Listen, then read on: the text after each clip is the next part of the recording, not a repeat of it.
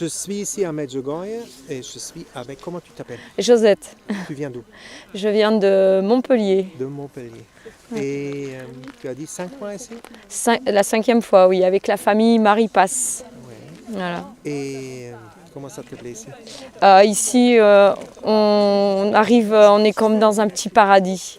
Voilà, on rentre dans un havre de paix. On est vraiment coupé du monde et vraiment on se sent bien. Voilà, bien. Voilà.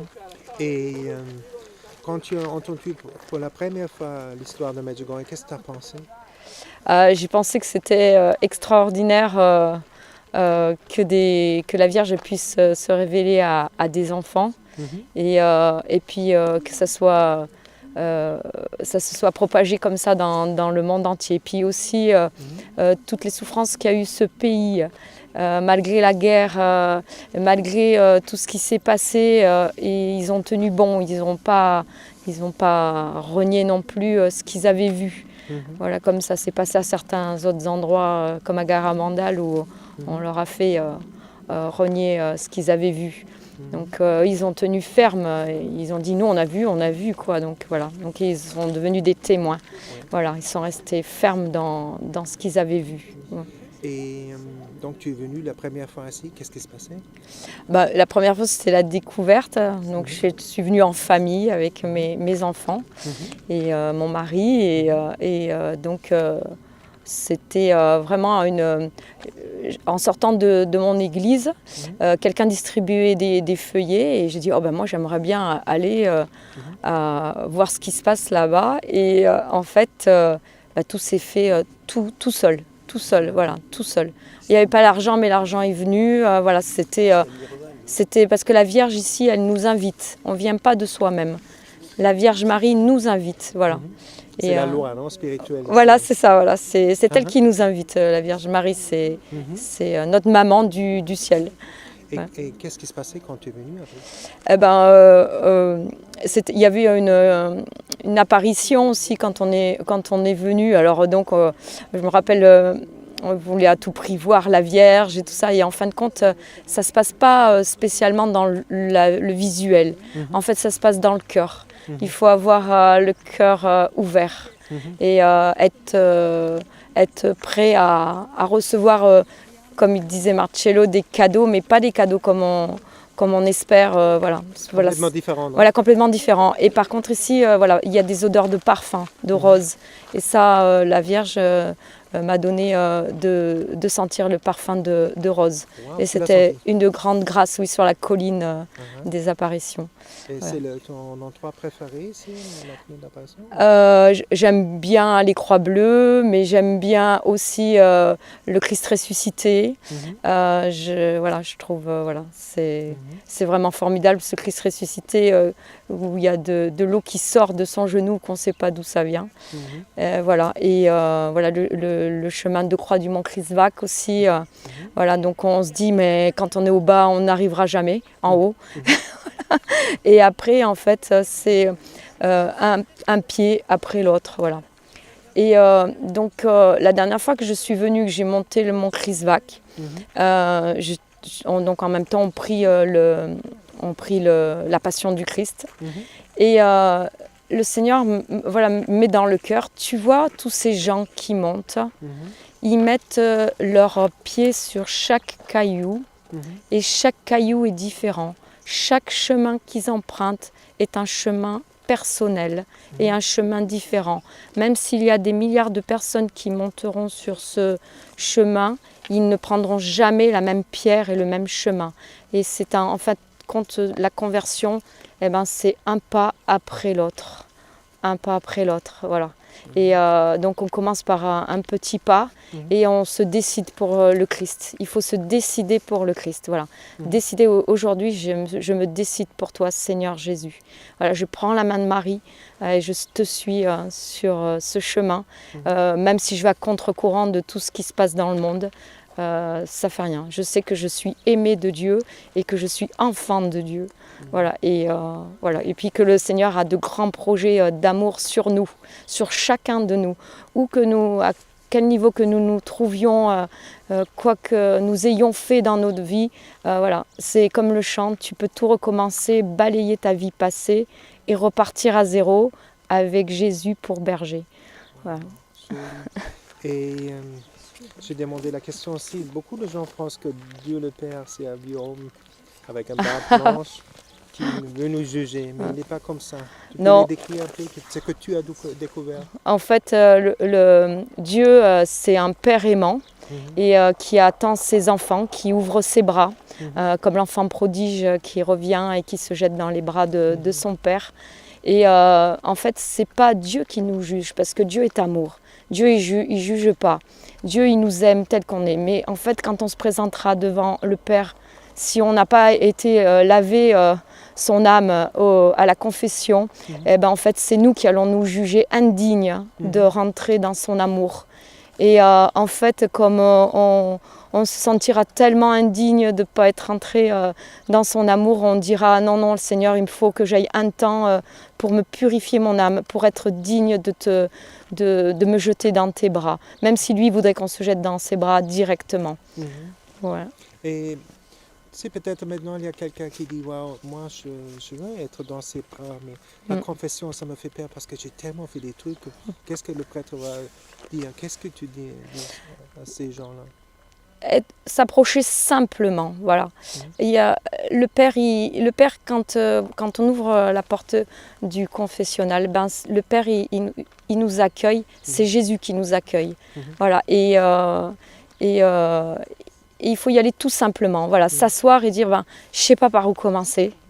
Je sais pas, parce que même des fois, il y a un jeune qui m'a dit je suis jamais à la confession et je sais pas par où commencer. Mais je lui dis bah, écoute, tu y vas et tu lui dis eh ben, je sais pas par où commencer. Et le Père il va nous aider parce que le Père c'est le représentant de Jésus. Voilà, quand le Père il a son aube et qu'il a son étole, c'est Jésus qui nous accueille. Voilà. Et je vois que tu as une relation personnelle comme Jésus. Comment on peut l'avoir? Comment on peut l'avoir? Eh ben, en fait, un jour, j'ai dit Seigneur, c'est vrai, je ne fais pas grand-chose pour toi. Voilà, je suis une catholique lambda. Voilà, bon, je vais à la messe, voilà, mais je fais rien de particulier pour toi. Alors montre-moi où tu veux que j'aille. Et alors là, quand on lui pose la question, il faut s'attendre à une réponse. Et là, ça a commencé.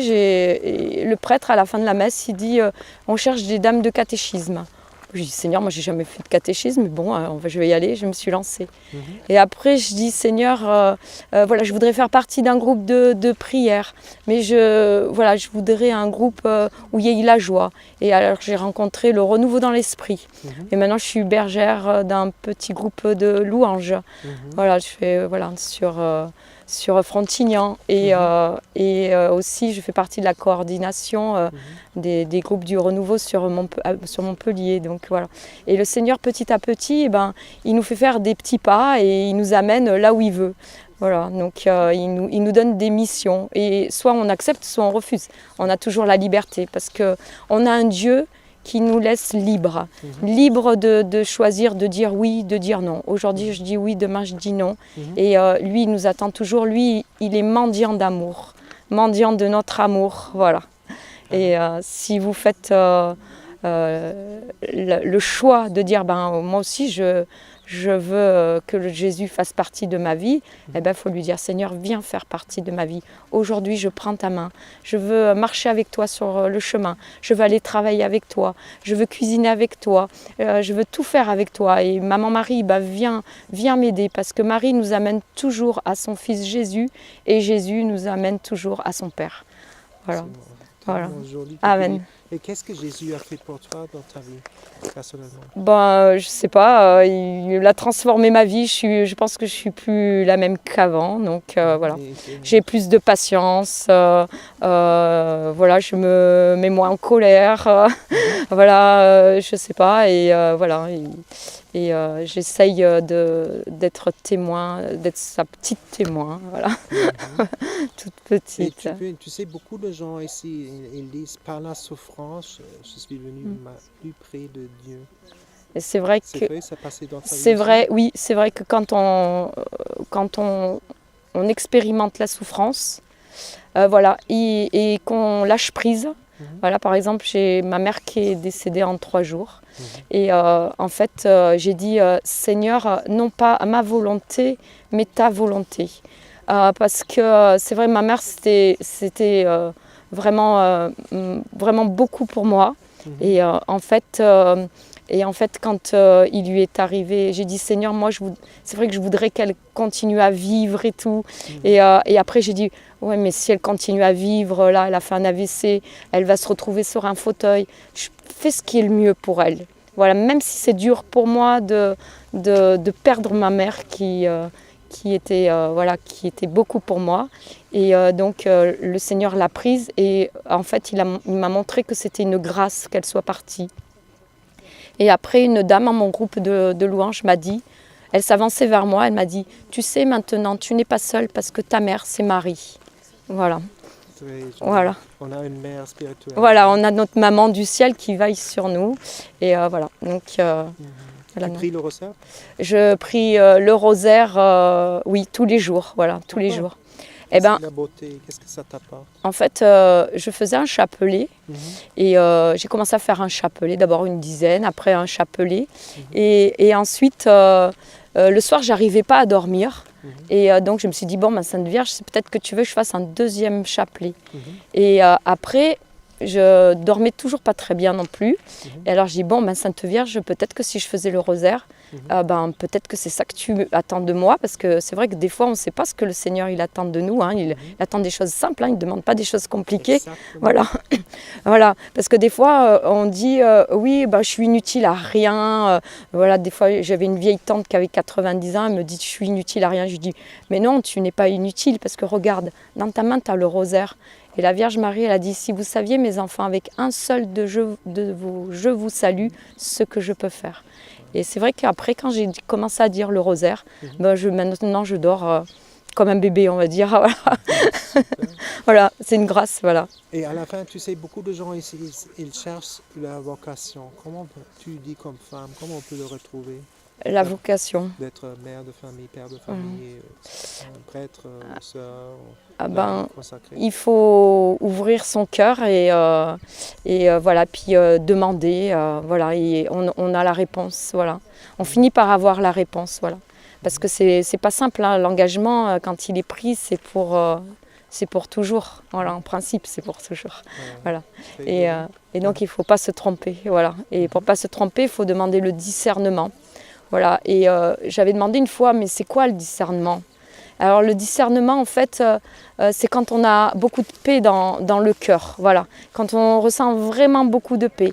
Parce qu'on m'a dit, si jamais tu as un mais ou je sais pas, une petite hésitation, alors prie encore parce que c'est peut-être pas là que le Seigneur te veut. Super. Et à la fin, qu'est-ce que tu dis aux gens qui ont entendu maintenant de Medjugorje? Pourquoi venir une fois à Medjugorje? Pourquoi venir ici? Venez et voyez. Venez et voyez. Venez et voyez. Ouais. Merci pour cette belle interview. Merci à vous.